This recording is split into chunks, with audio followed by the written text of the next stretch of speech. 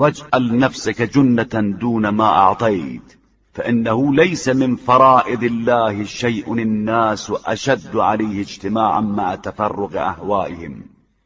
وتشتت آرائهم من تعظيم الوفاء بالعهود. اور اپنے قول و قرار کی راہ میں اپنے نفس کو سپر بنا دینا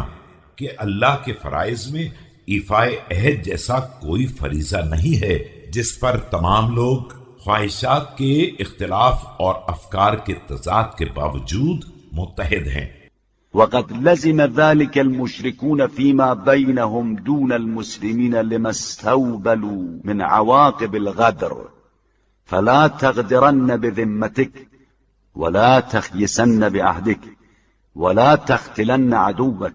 اور اس کا مشرکین نے بھی اپنے معاملات میں لحاظ رکھا ہے. عہد شکنی کے نتیجے میں تباہیوں کا اندازہ کر لیا ہے تو خبردار تم اپنے عہد و پیمان سے غداری نہ کرنا اور اپنے قول و قرار میں خیانت سے کام نہ لینا اور اپنے دشمن پر اچانک حملہ نہ کر دینا. فإنه لا يجترئ على الله إلا جاهل شقي وقد جعل الله عهده وذمته أمنا أفضاه بين العباد برحمته وحريما يسكنون إلى منعته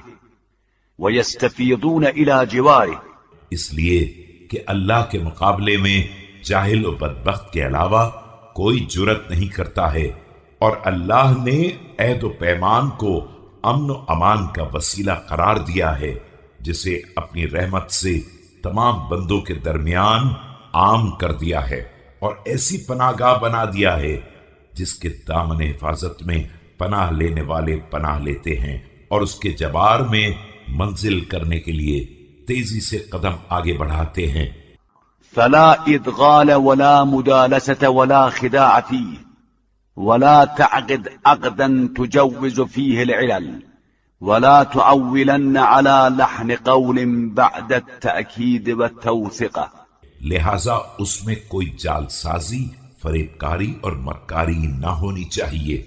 اور کوئی ایسا معاہدہ نہ کرنا جس میں تعویل کی ضرورت پڑے اور معاہدے کے پختہ ہو جانے کے بعد اس کے کسی مبہم لفظ سے فائدہ اٹھانے کی کوشش نہ کرنا.